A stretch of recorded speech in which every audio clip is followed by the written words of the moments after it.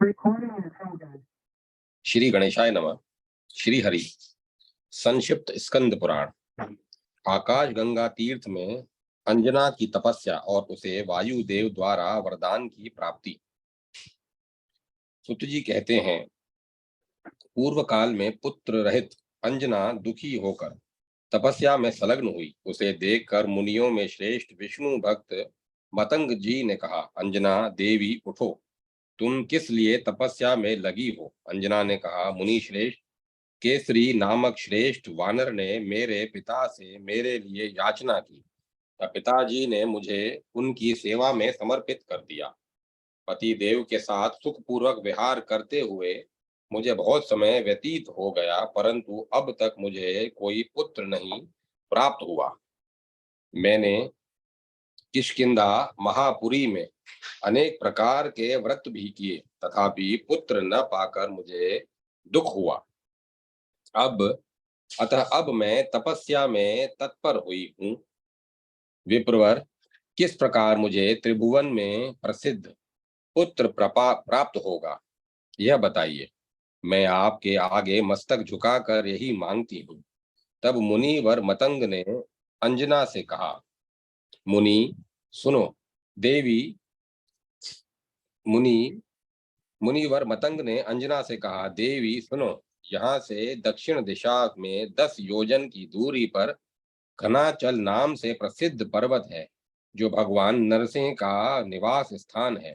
उसके ऊपर परम मनोहर ब्रह्म तीर्थ है। उसके पूर्व भाग में 10 योजन दूर स्वर्णमुखरी नाम वाली श्रेष्ठ नदी बहती है। उस नदी के उत्तर भाग में वृषभाचल वेंकटाचल नामक पर्वत है, और उस पर्वत के शिखर पर स्वामी पुष्करणी तीर्थ है। वहां जाकर उसके शुभ जल का दर्शन करते ही तुम्हारा मन पवित्र हो जाएगा। उसमें विधि पूर्वक स्नान करके वराह स्वामी को प्रणाम करो और भगवान वेंकटेश्वर को नमस्कार करके स्वामी तीर्थ के उत्तर जाओ। वहां आकाश गंगा नाम से प्रसिद्ध एक तीर्थ शोभा पाता है। उसमें संकल्प पूर्वक विधिवत स्नान करके उसके शुभ जल को पी लेना। फिर उस तीर्थ के सामने खड़ी हो वायुदेव की प्रसन्नता के उद्देश्य से तपस्या करना। ऐसा करने से तुम्हें देवता, राक्षस, ब्राह्मण, मनुष्य तथा अस्त्र शस्त्रों से भी कोई अवध्य पुत्र उत्पन्न होगा।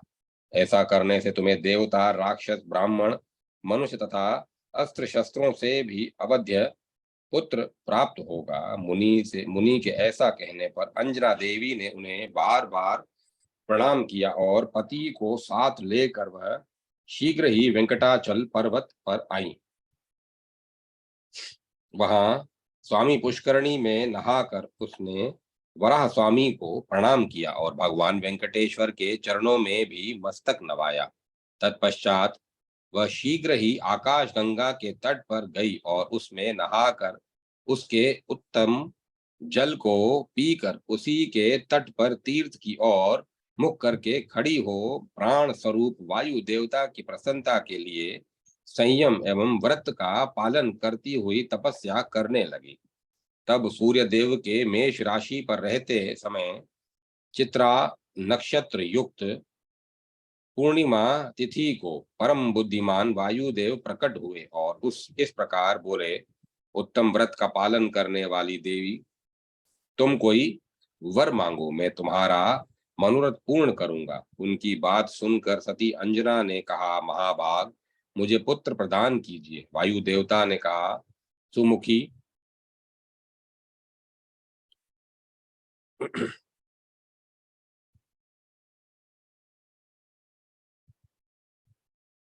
वायु देवता प्रकट हुए और इस प्रकार बोले, उत्तम व्रत का पालन करने वाली देवी, तुम कोई वर मांगो, मैं तुम्हारा मनोरथ पूर्ण करूंगा।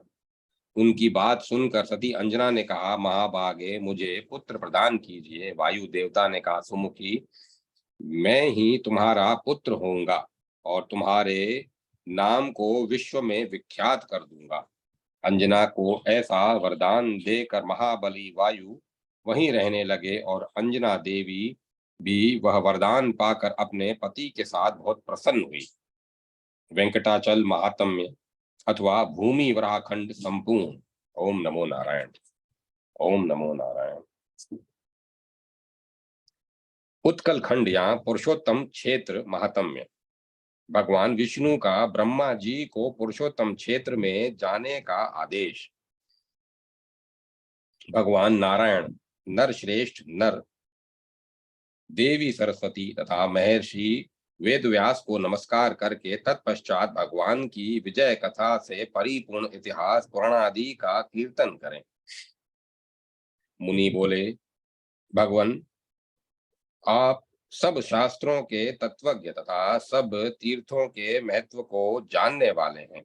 भगवान पुरुषोत्तम क्षेत्र परम पावन है, जहां भगवान लक्ष्मीपति विष्णु मानव लीला के अनुसार काष्ठ में विग्रह धारण करके विराजमान है, जो दर्शन मात्र से ही सबको मोक्ष देने वाले और सब तीर्थों का फल प्रदान करने वाले हैं। उनकी महिमा का हमसे विस्तार पूर्वक वर्णन कीजिए। जेमिनी जी ने कहा, मुनियों, यह अत्यंत गूढ़ रहस्य है, सुनो। यद्यपि ये भगवान जगन्नाथ सर्वत्र व्यापक और सबको उत्पन्न करने वाले हैं, तथापि यह परम उत्तम पुरुषोत्तम क्षेत्र इन महात्मा जगदीश्वर का साक्षात स्वरूप है। वहां वे स्वयं ही शरीर धारण करके निवास करते हैं, इसीलिए उस क्षेत्र को भगवान ने अपने नाम से प्रसिद्ध किया।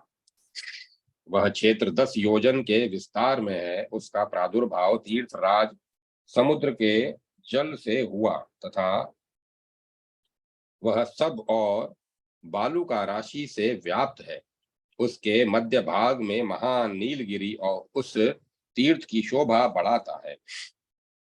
पूर्व काल में वराह रूपधारी भगवान ने इस तीर्थ को समुद्र के जल से निकालकर जब सब और से बराबर करके स्थापित किया और पर्वतों द्वारा सुस्थिर कर दिया, तब ब्रह्मा जी ने पहले की भांति समस्त चराचर जगत की सृष्टि करके तीर्थों, सरिताओं, नदियों और नक्षत्रों को यथास्थान स्थापित किया। तत्पश्चात सृष्टि के भार से पीड़ित होकर वे सोचने लगे, आध्यात्मिक, आदि देविक और आदि भौतिक इन 3 प्रकार के तापों से पीड़ित होने वाले संसार के जीव इनसे किस प्रकार मुक्त होंगे। इस प्रकार विचार करते हुए ब्रह्मा जी के मन में यह भाव आया कि मैं मुक्ति के एकमात्र कारण परमेश्वर श्री विष्णु का स्तुवन करूं।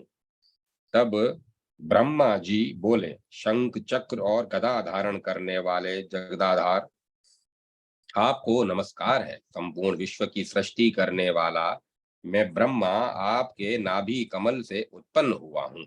अतः जगन में अपने यथार्थ स्वरूप को आप ही जानते हैं, जिनकी माया से महतत्व आदि संपूर्ण जगत रचा गया है और जिनके निश्वास से प्रकट हुआ शब्द ब्रह्म वेद, ऋक, साम और यजु इन 3 भेदों में अभिव्यक्त हुआ है, जिसका सहारा लेकर मैंने संपूर्ण भुवनों की सृष्टि की है। उन्हीं एक परमात्मा से भिन्न स्थूल, सूक्ष्म, ह्रस्व, दीर्घ आदि कोई भी वस्तु नहीं है। भगवान तीनों गुणों के विभाग पूर्वक भिन्न भिन्न कार्यों के रूप में आप ही यह चराचर जगत है। ठीक उसी तरह जैसे स्वर्ण ही कंकड़, कुंडल आदि के रूप में विभाषित होता है, प्रभु आप ही सृष्टिकर्ता और सृज्य पदार्थ हैं तथा आप ही पोषक और पोष्य जगत हैं। परमेश्वर आप ही आधार, आधेय और उन दोनों को धारण करने वाले हैं। मनुष्य आपकी ही प्रेरणा से कर्म करता है और आप ही द्वारा की हुई व्यवस्था से वह कर्मानुसार गति प्राप्त करता है। परमेश्वर आप ही इस जगत की गति, हर्ता और साक्षी हैं। चराचर गुरु आप अखिल जीव स्वरूप हैं। दया में जगन्नाथ मैं सदा आपकी शरण में हूँ। आप मुझ पर प्रसन्न होइए।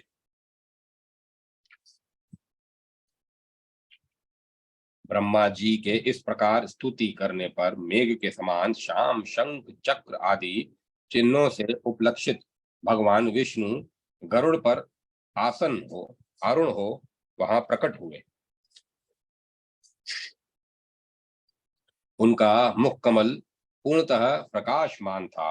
उन्होंने ब्रह्मा जी से कहा, ब्रह्मन, तुम जिस कार्य के लिए मेरी स्तुति करते हो वह संभव नहीं जान पड़ता। तथापि यदि इसके लिए तुम्हारा उद्योग है तो जिस कर्म से यह सिद्ध होता है वह तुम्हें बतला रहा हूँ। ब्रह्मन, मैं मैं तुम मैं तुम हो और तुम मैं हूँ। संपूर्ण जगत मुझसे व्याप्त विष्णु में है। जहाँ तुम्हारी रुचि है वहाँ मेरी है। अतः तुम्हारी मनोवांछा की सिद्धि का उपाय बतलाता हूँ। समुद्र के उत्तर तट पर महानदी के दक्षिण भाग में जो प्रदेश है वह इस भूतल पर सब तीर्थों का फल देने वाला है। वहां जो उत्तम बुद्धि वाले मनुष्य निवास करते हैं वे अन्य जन्मों में किए हुए पुण्य का फल भोगते हैं। ब्राह्मण, समुद्र के किनारे जो नील पर्वत सुशोभित हो रहा है वह पग पग पर अत्यंत श्रेष्ठ और परम पावन है। वह स्थान इस पृथ्वी पर गुप्त है।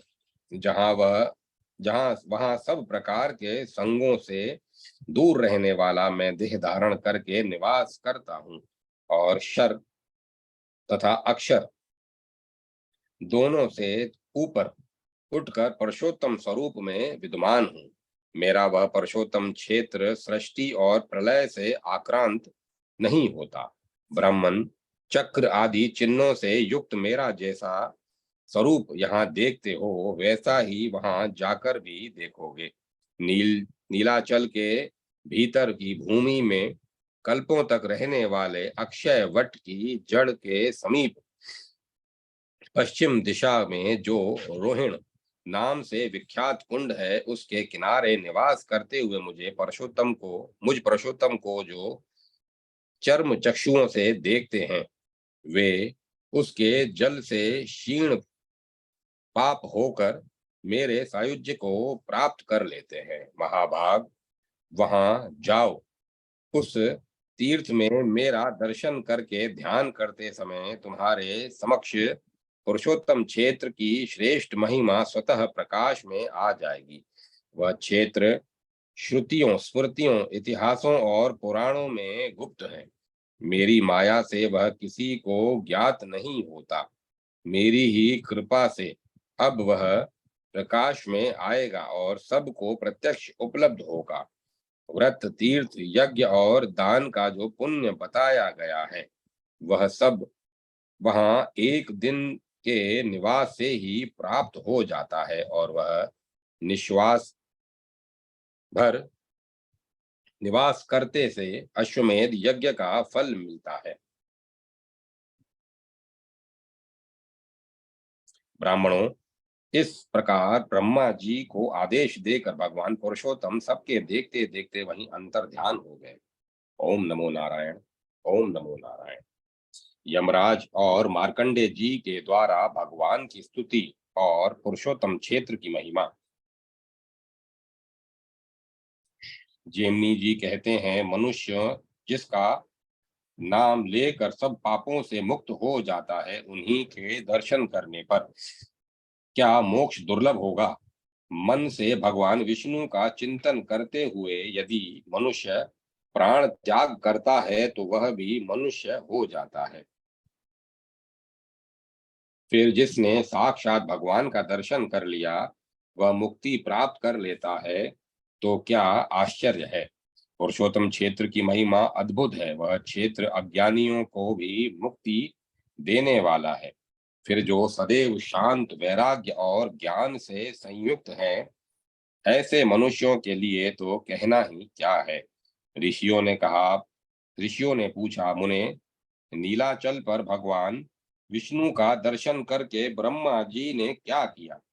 जेमिनी जी बोले, पुरुषोत्तम क्षेत्र का अत्यंत अद्भुत महात्म्य देखकर ब्रह्मा जब तक भगवान विष्णु का ध्यान करते रहे, तब तक पितरों के स्वामी यमराज अपने अधिकार के संकुचित होने से व्याकुल होकर दीन मुख से नीलाचल पर्वत पर आए और वहां भगवान लक्ष्मीपति का दर्शन तथा उन्हें साष्टांग प्रणाम करके अपने अधिकार की दृढ़ता के लिए भगवान जगन्नाथ की स्तुति करने लगे।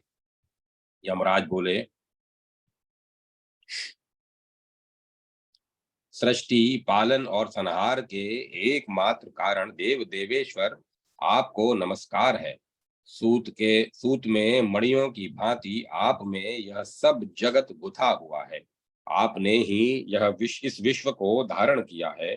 आपने ही इसकी सृष्टि की है तथा इसके पालन पोषण भी आपने आप ही ने इसका पालन पोषण भी किया है। चंद्रमा और सूर्य आदि का रूप धारण करके आप सदा समस्त संसार को प्रकाशित करते हैं। आप इस विश्व के स्वामी, जगत की उत्पत्ति के कारण, संसार के आवास स्थान, जगत गुरु, लोक साक्षी तथा आदि अंत से रहित हैं। आपको मैं प्रणाम करता हूँ प्रभो। आप उत्तम करुणा रूपी जल से भरे हुए समुद्र हैं। आपको नमस्कार है। आपका वैभव पर अपर एवं परात्पर से भी अतीत है। आप ही इस विश्व के उत्पादक हैं। संसार के संताप रूपी हिम को सुखा डालने वाले सूर्य, आपको नमस्कार है। दीन बंधो, आपको नमस्कार है। आपने अपनी माया से समस्त वैभवों की रचना की है। तीनों गुण आपकी रज्जु रस्सी है। आपको मेरा नमस्कार है। कमल केसर की भांति निर्मल पित्त वस्त्र धारण करने वाले, आपको नमस्कार है। आपके कटाक्ष पात मात्र से ही संसार की सृष्टि, पालन और संहार होते हैं तथा यह ऊंच नीच जगत बार बार जन्म लेता है। नीलाचल की गुफा में निवास करने वाले आप कृपा निधान प्रभु को मैं प्रणाम करता हूँ। आप शंख चक्र गदा और पद्म धारण करने वाले तथा सबको शुभ प्रदान करने वाले हैं। शरणागत प्राणियों के समस्त पापों का नाश करने वाले मुरारी को मैं नमस्कार करता हूँ। आपका मनोहर एवं विशाल वक्ष श्रीवत्स चिन्ह तथा कौस्तुभ मणि से उद्भासित है। आपको नमस्कार है। आपके युगल चरणाविंदों का आश्रय लेने से ऐश्वर्य भामिनी लक्ष्मी की सब लोग शरण लेते हैं और वे सबको पृथक पृथक ऐश्वर्य देने में समर्थ होती हैं। वे लक्ष्मी आपकी परा और अपरा प्रकृति है। वे समस्त शुभ लक्षणों से लक्षित होती हैं तथा आप लक्ष्मीपति के वक्ष स्थल पर नित्य निवास करती हैं। भगवान आपकी प्रिया उन लक्ष्मी को मैं प्रणाम करता हूँ। उस समय धर्मराज के इस प्रकार स्तुति करने पर परम संतोष को प्राप्त हुए भगवान लक्ष्मीपति ने अपने वाम पार्श्व में बैठी हुई लक्ष्मी जी की ओर कटाक्ष पूर्वक देखकर उनसे कुछ कहने के लिए संकेत किया। उनकी प्रेरणा पाकर संसार दुख का विनाश करने वाली लक्ष्मी ने सब लोगों के कल्याण के लिए यमराज से कहा, सूर्यनंदन, तुम जिस उद्देश्य से यहाँ हम दोनों की स्तुति करते हो, उसकी सिद्धि इस क्षेत्र में तो दुर्लभ है, क्योंकि हमारे लिए इस पुरुषोत्तम क्षेत्र का त्याग करना असंभव है। इस क्षेत्र में कभी कर्मों के फल नहीं प्राप्त होते। यहाँ बसने वाले मनुष्य और पशु पक्षियों के पाप भी जलकर भस्म हो जाते हैं। इस क्षेत्र में नीलेंद्र मणि के समान मनोहर श्याम विग्रहधारी साक्षात भगवान नारायण का दर्शन करके मनुष्य कर्म बंधन से मुक्त हो जाता है। अतः इसको छोड़कर अन्यत्र कर्म भूमि में ही तुम्हारा अधिकार है। जो तुम्हारे भी प्रपितामह हैं, वे ब्रह्मा जी इस क्षेत्र का महात्म्य जानकर भगवान गदाधर की स्तुति करते हैं।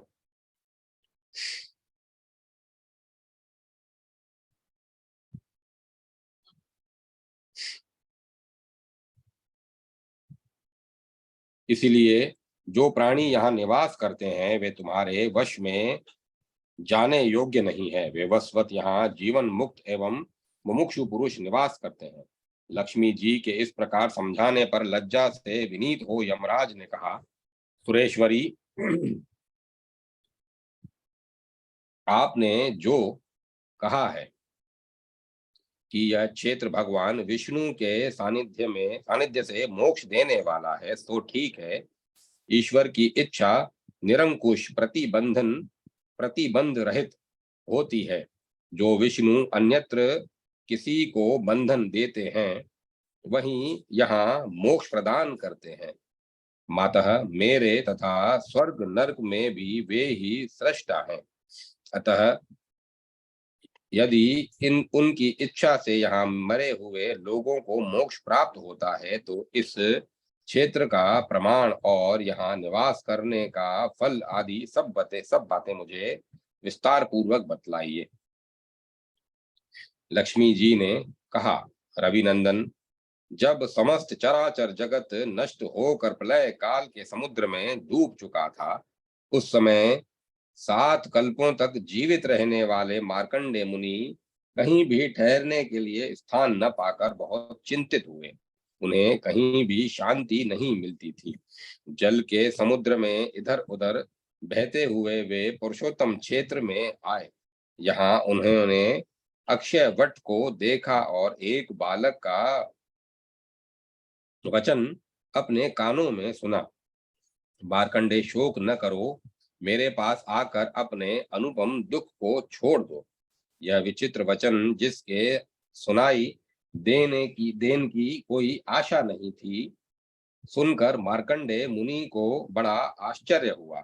वे सोचने लगे, इस भयानक एकार्ण के जल में यह क्षेत्र नौका की भांति दिखाई देता है और इसमें यह महान बरगद का वृक्ष खंभ के समान खड़ा है।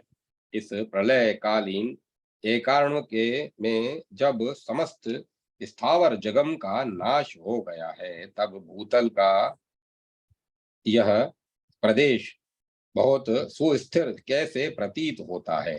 तथा मार्कंडे, आओ, यह स्नेह एवं आग्रह युक्त वचन कहाँ से सुन पड़ता है।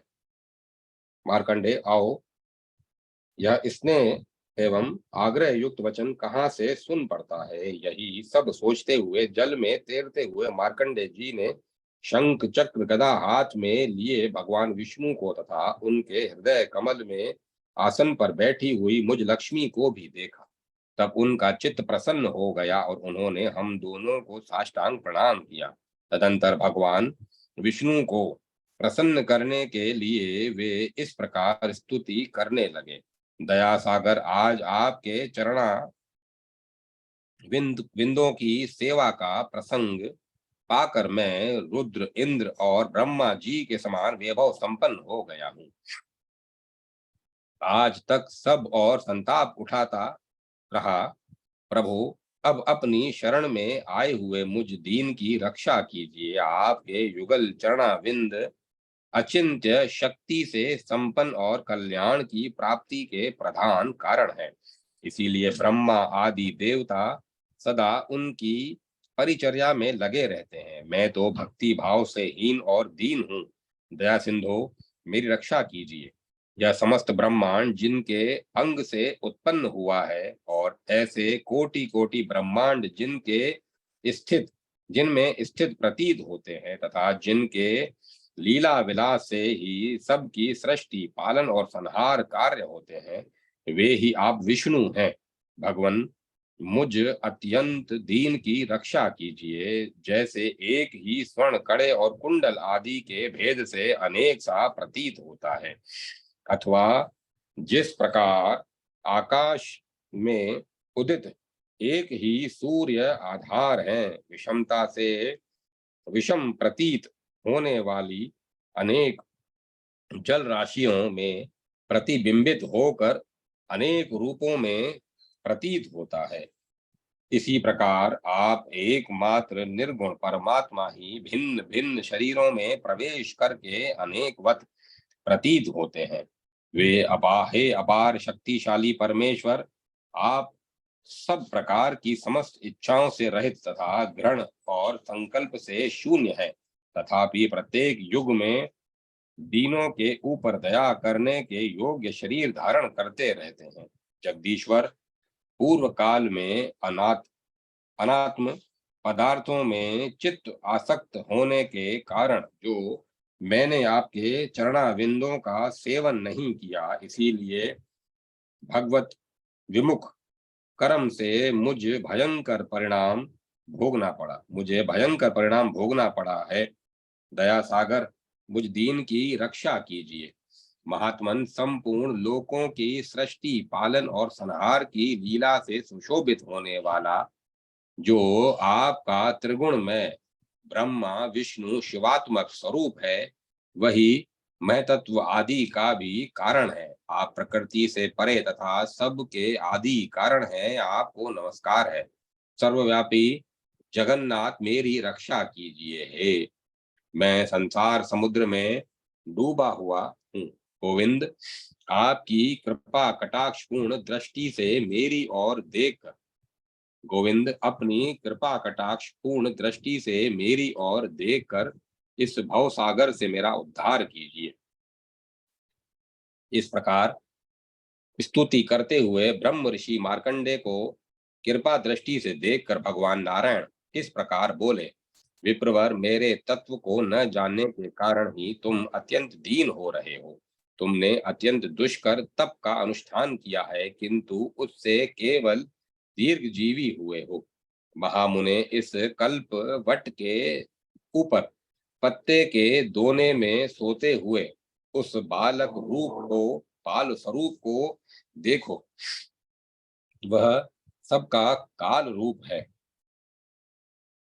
उसके फैले हुए मुख में प्रवेश करके वहां सुखपूर्वक रह सकते हो। भगवान के ऐसा कहने पर मार्कंडे जी का मुख आश्चर्य से चकित हो गया। उन्होंने वृक्ष पर चढ़कर भगवान के बाल रूप को देखा और उसमें प्रवेश किया। भीतर जाने पर उन्होंने 14 भुवन देखे। ब्रह्मा आदि देवता, दिक्पाल, सिद्ध, गंधर्व, राक्षस, ऋषि, मुनि, देवऋषि, समुद्रों से चिन्हित भूतल, अनेक तीर्थ, नदी, पर्वत तथा वनों से उपलक्षित श्रेष्ठ नगर देखा। सातों पाताल और सहस्त्रों नाग कन्याएं देखी। हजारों फणों से सुशोभित संपूर्ण जगत का भार धारण करने वाले शेष नाग का दर्शन किया तथा ब्रह्मांड के मध्य में ब्रह्मा जी ने जो कुछ भी सृष्टि की है वह सब अवलोकन किया। इधर उधर घूमने पर भी कहीं उस बालक के उदर का अंत नहीं मिला। तब पुनः कंठ मार्ग से बाहर निकलकर उन्होंने मेरे साथ पुरुषोत्तम भगवान विष्णु का दर्शन किया। श्री भगवान बोले, मुने, यह विचित्र क्षेत्र मेरा सनातन धाम है, ऐसा समझो। यहाँ न सृष्टि है, न प्रलय है और न संसार का बंधन ही है। सदा एक रूप से रहने वाले मुझ मोक्षदायक पुरुषोत्तम को यहाँ विद्वान जानकर इस क्षेत्र में प्रवेश करने वाला पुरुष घनानंद स्वरूप हो पुनः गर्भ में नहीं आता। महामुनि मार्कंडेय ने कहा, प्रभो, मैं यहाँ निवास करूंगा। पुरुषोत्तम, मुझ पर कृपा कीजिए। श्री भगवान बोले, ब्रह्म ऋषि, इस मोक्ष साधक क्षेत्र में मैं प्रलय की समाप्ति पर्यंत रहूंगा। प्रलय के अंत में तुम्हारे लिए यहाँ सनातन तीर्थ का निर्माण करूंगा, जिसके तट पर तपस्या करके मेरे द्वितीय शरीर शिव की आराधना करते हुए तुम मेरी कृपा से मृत्यु को निश्चित रूप से जीत लोगे। इस प्रकार प्रलय से वरदान पाए हुए मार्कंडे महामुनि इस प्रकार पहले से वरदान पाए हुए मार्कंडे महामुनि ने वट के वायव्य कोण में भगवान के चक्र से एक कुंड खोदा। उस पवित्र कुंड में रहकर भारी तपस्या में से भगवान महेश्वर की आराधना करके उन्होंने मृत्यु को अनायास ही जीत लिया। उन्हीं मार्कंडे जी ने के नाम से यह कुंड प्रसिद्ध है, जिसमें स्नान करके मार्कंडे जी शिव का दर्शन करने से अश्वमेध यज्ञ का फल मिलता है। जिसमें स्नान करने से मार्कंडेश्वर शिव का दर्शन करने से अश्वमेध यज्ञ का फल मिलता है। यह पुरुषोत्तम क्षेत्र 5 कोस तक तो समुद्र के भीतर स्थित है और 2 कोस तक उसके तट की भूमि पर विद्यमान है। यह अनंत निर्मल सुनहरी बालुकाओं से व्याप्त तथा नीलगिरी से सुशोभित है। वे जो विश्वनाथ भगवान शिव हैं, साक्षात नारायण स्वरूप ही हैं। वे भगवान जगन्नाथ की उपासना करने के लिए समुद्र के तट पर निवास करते हैं। यमराज के दंड का भय नष्ट करने के कारण उनका नाम यमेश्वर है। उनका दर्शन और पूजन करने से कोटि शिवलिंगों के दर्शन और पूजन का फल प्राप्त होता है। ओम नमो नारायण। ओम नमो नारायण। पुरुषोत्तम क्षेत्र के विभिन्न तीर्थों और देवताओं का परिचय। तीर्थ और भगवान की महिमा तथा पाप परायण मुंडरिक पुंडरिक पाप परायण पुंडरिक और अम्बरीश का उस क्षेत्र में आना। श्री लक्ष्मी जी कहती हैं, इस क्षेत्र का आकार शंख के समान है। उसके मस्तक पर पश्चिम की सीमा में सब कामनाओं को पूर्ण करने वाले भगवान शंकर विराजते हैं। शंख के आगे अर्थात पूर्व सीमा पर भगवान नीलकंठ हैं। इन दोनों के मध्य का प्रदेश 1 कोस का है। भगवान नारायण का यह परम पावन क्षेत्र अत्यंत दुर्लभ है। यहाँ मृत्यु होने से प्राणियों की मुक्ति हो जाती है तथा यहाँ का समुद्र स्नान मात्र से मोक्ष प्रदान करने वाला है। शंखाकार तीर्थ के दूसरे आवर्त में कपाल मोचन नामक लिंग स्थित है। जो मनुष्य कपाल मोचन का दर्शन पूजन और उन्हें प्रणाम करता है, वह ब्रह्म हत्या आदि पापों को त्याग देता है। धर्मराज, शंख के तृतीय आवर्त के स्थान में मेरी आगा शक्ति विमला देवी को स्थित जानो। वे भोग और मोक्ष प्रदान करने वाली हैं। जो भक्ति पूर्वक इनका दर्शन पूजन और इन्हें प्रणाम करता है, वह संपूर्ण कामनाओं को प्राप्त कर लेता है और अंत में मोक्ष को भी पाता है। शंख के नाभि स्थान में कुंड वट और भगवान परशोत्तम इन तीनों की स्थिति है। कपाल मोचन से लेकर अर्धशिनी तक शंख का मध्य भाग जानना चाहिए। जो अर्धाशिनी का दर्शन करके उन्हें प्रणाम करता है, वह अक्षय भोगों का उपभोग करता है। तीनों लोकों में जो स्वर्ग और मोक्ष प्रदान करने वाले तीर्थ हैं, उन सब में यह पुरुषोत्तम क्षेत्र तीर्थराज कहा गया है। मुक्तिदायक जितने क्षेत्र हैं, उन सब में यह सायुज्य प्रदान करने वाला माना गया है। यहाँ निवास करने वाले प्राणी जन्म मृत्यु और जरा का शोक नहीं करते। रोहिणी नामक कुंड भगवान के करुणा रूप जल से भरा हुआ है। वह स्पर्श करने मात्र से भवबंधन से मुक्ति देता है। प्रलय काल में जो जल बढ़ता है, वह पीछे इसी कुंड में विलीन हो जाता है। धर्मराज, यहाँ के निवासी मोक्ष के अधिकारी हैं। उन पर तुम्हारा शासन नहीं चल सकता। यह क्षेत्र पृथ्वी पर रहने वाले सब प्राणियों को मोक्ष प्रदान करता है। कामाख्य और क्षेत्रपाल के मध्य में विमला की स्थिति है। भगवान पुरुषोत्तम के दक्षिण भाग में साक्षात ब्रह्म स्वरूप नरसिंह जी विराजमान है। ये प्रभा से उज्जवल हैं और हिरण्यकश्यपु का वक्ष स्थल विदीर्ण करके यहाँ स्थित हुए हैं। इनके दर्शन से सब पापों का नाश हो जाता है। इनके आगे प्राणों का त्याग करने वाला मनुष्य ब्रह्म सायुज्य को प्राप्त होता है। अभिमुक्त क्षेत्र काशी में मरने वाले प्राणी के कानों में भगवान महेश्वर बोध के उपाय भूत भूत ब्रह्म ज्ञान का उपदेश करते हैं। बुद्धि से इसका अभ्यास करके जीव क्रमशः मोक्ष को प्राप्त होता है। उपदेशक भगवान शिव की महिमा से वह ज्ञान विस्मृत नहीं होता, क्रमशः अभ्यास में आकर मोक्ष की प्राप्ति करा देता है। परंतु जो लोग इस पुरुषोत्तम क्षेत्र में प्राण त्याग करते हैं, उनकी तत्काल मुक्ति हो जाती है। यहाँ समुद्र स्नान करने से भगवान पुरुषोत्तम अपने दर्शन से, कल्प वृक्ष अपनी छाया में जाने से तथा यह संपूर्ण क्षेत्र अपने भीतर कहीं भी मृत्यु होने से मोक्ष प्रदान करता है। जो मनुष्य भक्ति पूर्वक जिसमें निवास करता है, वह उसी से वहां मुक्त हो जाता है। ऐसा तीर्थ दूसरा नहीं है।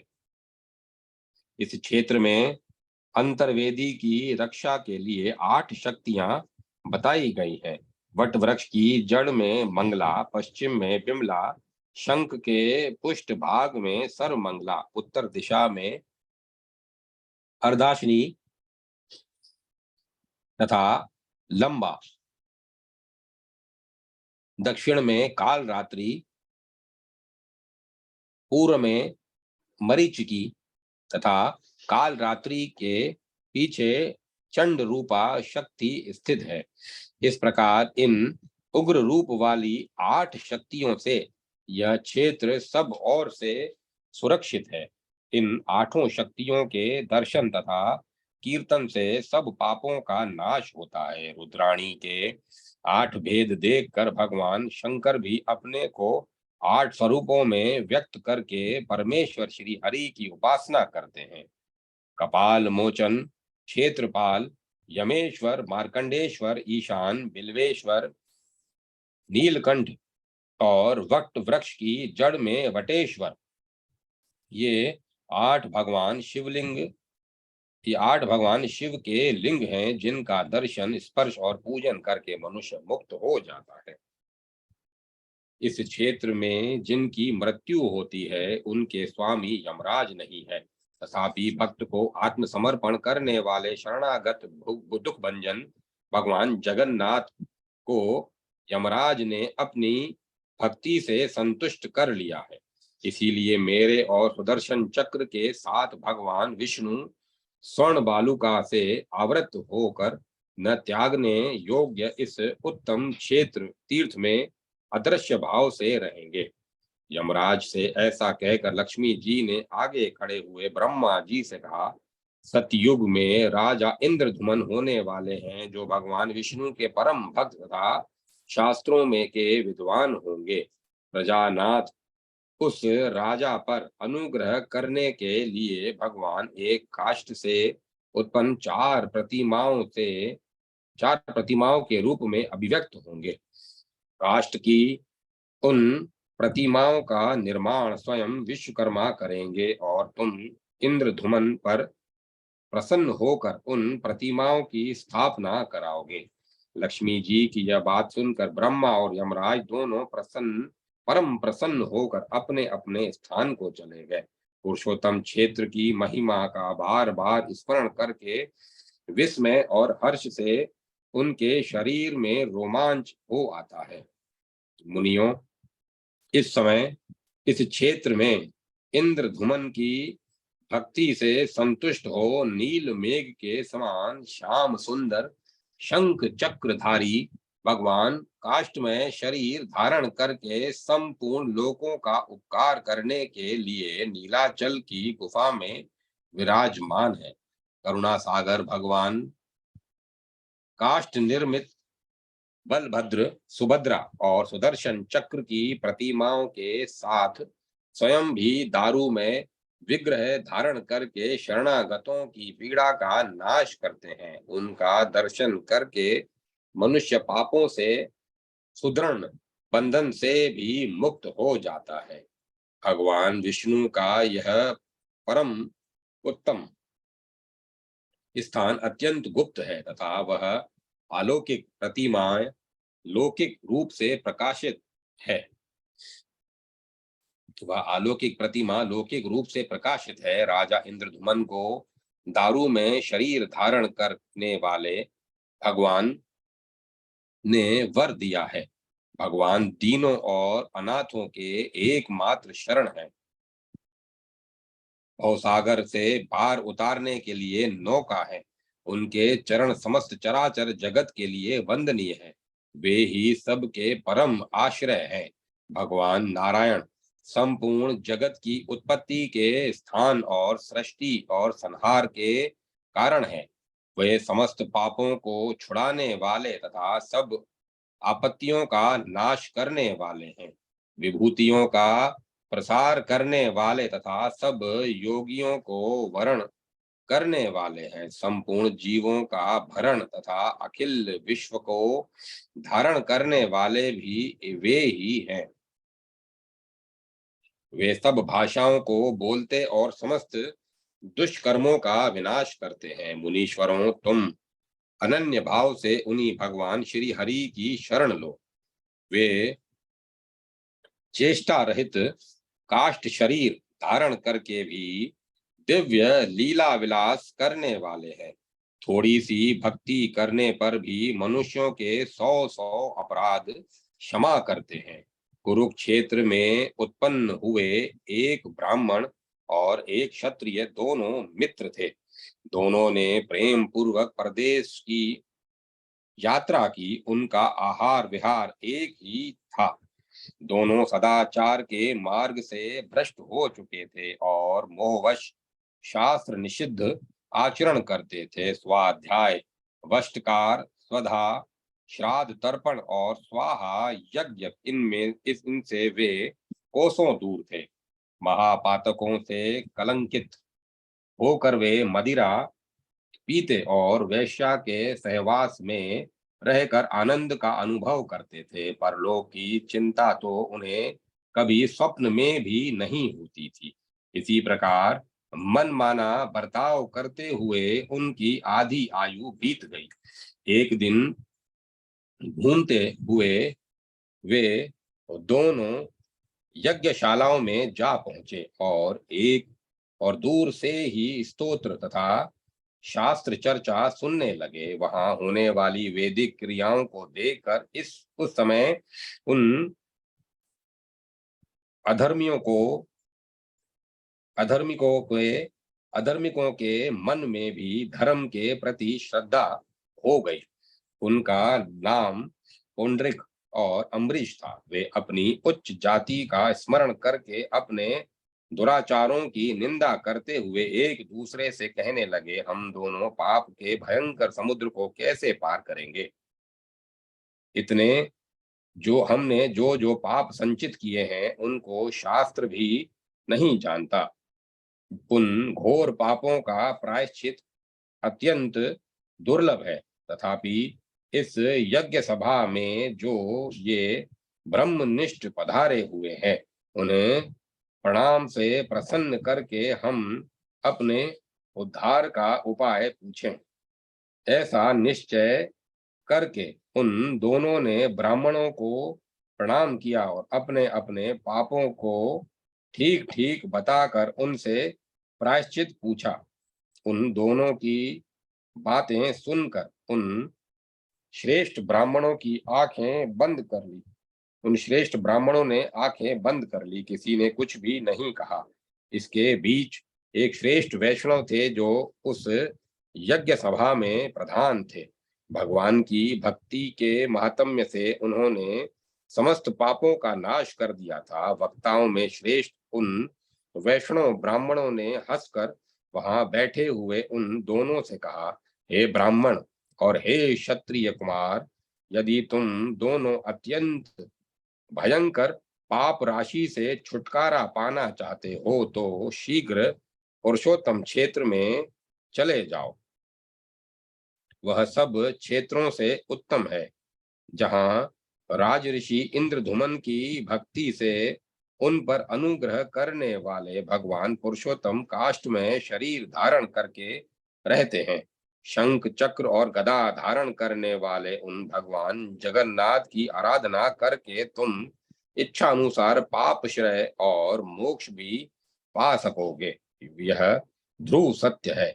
उनका दर्शन करने से सब पाप एक साथ ही नष्ट हो जाते हैं। इसीलिए परम पवित्र उत्कल देश में दक्षिण समुद्र के तट पर नीलाचल के शिखर पर निवास करने वाले सर्वव्यापी भगवान जगदीश की शरण में जाओ। वे करुणानिधान भगवान तुम दोनों का मनोरथ अवश्य सिद्ध करेंगे। वैष्णव महात्मा के इस प्रकार आदेश देने पर वे ब्राह्मण और क्षत्रिय अत्यंत हर्ष युक्त हो उसी मार्ग से परशुत्तम क्षेत्र को चल दिए। ओम तत्सत। ओम तत्सत। अब मैं कथा को विराम देता हूँ।